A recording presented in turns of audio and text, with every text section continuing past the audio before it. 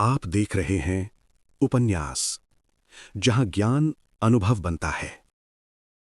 हमारी ये यात्रा अब और भी गहरी होने जा रही है। आज उपनिषद के कुछ ऐसे रहस्य जो जीवन को भीतर से बदल देते हैं।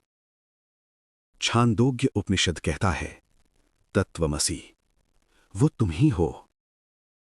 जैसे एक छोटे से बीज में एक विशाल वृक्ष छिपा होता है, वैसे ही तुम्हारे भीतर अनंत शक्ति छिपी है। तुम छोटे नहीं हो, तुमने बस अपनी शक्ति को पहचाना नहीं है। मुंडक उपनिषद एक रहस्य बताता है।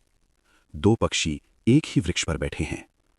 एक फल खा रहा है, सुख और दुख में उलझा हुआ, और दूसरा शांत बैठा सिर्फ देख रहा है। पहला पक्षी तुम्हारा अहंकार है और दूसरा तुम्हारी आत्मा।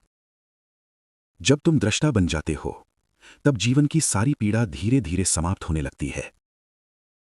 कठ उपनिषद पुकारता है, उत्तिष्ठत जाग्रत। उठो, जागो। ये मार्ग आसान नहीं है, ये तलवार की धार जैसा है। लेकिन जो जाग गया, वही जीवन को जीत गया। आलस्य छोड़ो और तब तक मत रुको जब तक सत्य को पा न लो। तैत्तिरीय उपनिषद सिखाता है, मातृदेवो भव, पितृदेवो भव, आचार्य देवो भव। कृतज्ञता मनुष्य को पूर्ण बनाती है। जो अपनी जड़ों को भूल जाता है, वो कभी ऊंचा नहीं उठ सकता। कठ उपनिषद फिर कहता है, अणोरणीयान महतो महीयान।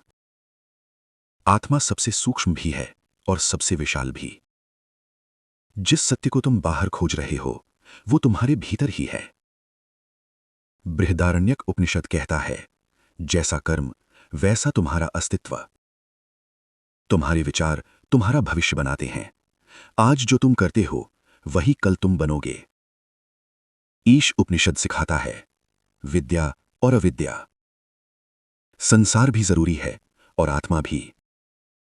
संतुलन ही जीवन का सत्य है।